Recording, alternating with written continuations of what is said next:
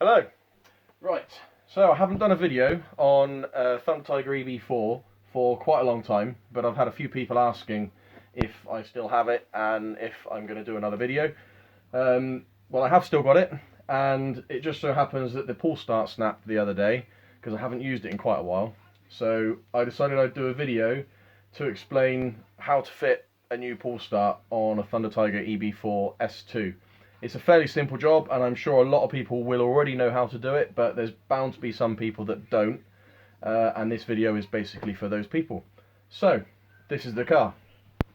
So, we got the Thundertiger EB4. Had this car for, well, probably close to 10 years now, I'd say. I know it doesn't look like it, but I'm really over the top with how things are looked after, so I clean it every single time it's used. There's quite a lot of parts on it that are uprated as well. The exhaust, for example, that's from a company called CPV Racing. It's a twin exit exhaust, single pipe to the engine, but twin exits coming out. It sounds really good. It's very loud though, I will warn you, but it does sound really good. The air filter, all that is there is a breather filter for a real car. Usually they are fitted to the crankcase breather on a car, normally on the top of the cylinder head, but they make perfect air filters for nitro engines as long as the inside of this filter, so you've got the mesh here around the edge. Now this mesh is really thin. It's great for airflow, but it is very thin. So on a nitro engine, things like fine particles of dust and stuff may still get through it. So what you want to do is, on your original air filter, around the outside, you'll have foam on the standard engine of one of these. So that foam, you want to stuff it up inside here and pad it out around the edge, and then that way you'll end up with an air filter that looks cool, has much better flow, but at the same time will still protect your engine as well as the original one will. So that's the air filter. So those are the basic mods. There are a few other things, but most of those are covered in the other videos, so I'll get on with the whole point of today's video. So, the engine, to remove the engine on one of these, I've already pretty much done this, but I'll explain it. So underneath of the car, you'll have 4 main Allen key bolts here, and they are this size, and they just sit in those holes. So you need to undo those. What I would recommend is loosening all of them, not fully undoing them, loosening all of them, and then on the top of the car, just here, you'll have your throttle linkage, which is this here. So that will be attached to your throttle, and that will just need to be popped off. You can use a little screwdriver or something. It's just a little pop fit. So you can pop that off, and then you're good to go on unscrewing the rest of the bolts. Once you've undone those bolts, you've popped your throttle linkage off. Your fuel pipes, which go on the side of the carburetor and into the exhaust, pop those off, and a little top tip so that you don't lose fuel from your tank if you have any in there. The feed from the tank that normally goes around and to the engine, just clip it to the top of the tank, and then that way it will just circle around so you won't lose any fuel and it won't spill anywhere. So now the engine's ready to remove. The engine will come out. Everything will still be on it unless you've removed the exhaust. And the pull start is on the back of the engine, which is here. And these pull starts are only held in by 4 little Allen key bolts. There's one there. So grab yourself your Allen key socket or wrench or whatever it is that you use. I've got these little things here. I've already undone most of these bolts, but I'll just undo this one here just to make the video a bit quicker for you, so you're not sat watching me undoing bolts for 6 hours. Right, so you undo your 4 bolts around the edge. Now if your pull start's broken like this one, it doesn't really matter if it all falls apart when you take it off because it's broken anyway. So you take it off, and on the inside you'll have something that kind of resembles this on the inside of your pull start. And inside this part is where the spring is, which will look like that when you will unravel it and it all goes flying all over the place. So, pull start comes off. This is your one-way bearing. Make sure that goes back on in exactly the same way that it comes off.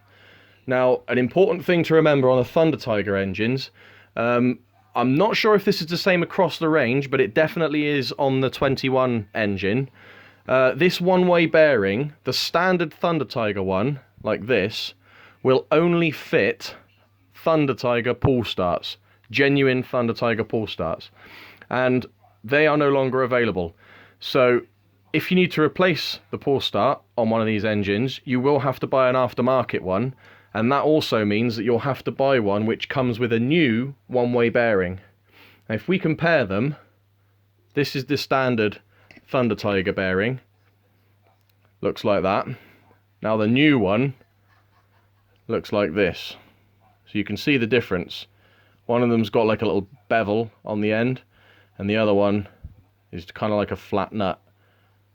So it's important that you get this new one-way bearing, because of this one will not fit. So the new pull start. Now this is quite important. The pull starts, all it basically is some string wrapped around like a little casing like that, and there's a massive spring which wraps around that casing, and it's extremely tight. If you unpack your pull start and you're not careful, that spring could force the inside of that out, and your brand new pull start will just be destroyed. So be extremely careful that this doesn't fly out when you're about to fit your new pull start, because it can just fly out, and then that'll be that. So fitting the new pull start is very, very simple. All you do, get rid of your old one-way bearing because you don't need that anymore. The new one goes on, and you want this side, this little sort of shiny bevelly bit, you want that facing out, so that should slide on like that. There you go. If you're unsure, you can check it with your old one and make sure that it's the right way around. Okay, check that on like that. There you go. Cool. So there's your bearing. Your new pull start, your bearing will fit inside there like that, and your pull start will just slide onto the back of the car, the engine, sorry, like that, and then you line your bolts up, and once your bolts are lined up, it's just a case of putting your new bolts in, tightening them up, and then you're basically ready to go. Once you put your pull start on, that's it. And the engine, to refit the engine, is exactly the same as it was when you took it out. The only thing to remember when you want to refit the engine is this cog, which is the main drive cog, that's where the clutch is and everything behind here. This cog, when it joins up against the central differential, which is this one here, when these two cogs line up, you want them to obviously be in contact with each other so that they grip, but you don't want them too tight, because if they are too tight, you won't have enough free play on the car, and the gears will basically just chew themselves to bits. So just make sure there's a little bit of slack in between those two gears, not too much, but just enough that it doesn't drag too much and the car moves freely. And that is about it. That's pretty much how to fit a pull start on a Thundertiger EB4. So I hope that video was helpful, and if anyone has any questions, then please comment and I will try and answer them. So thanks very much for watching. Goodbye.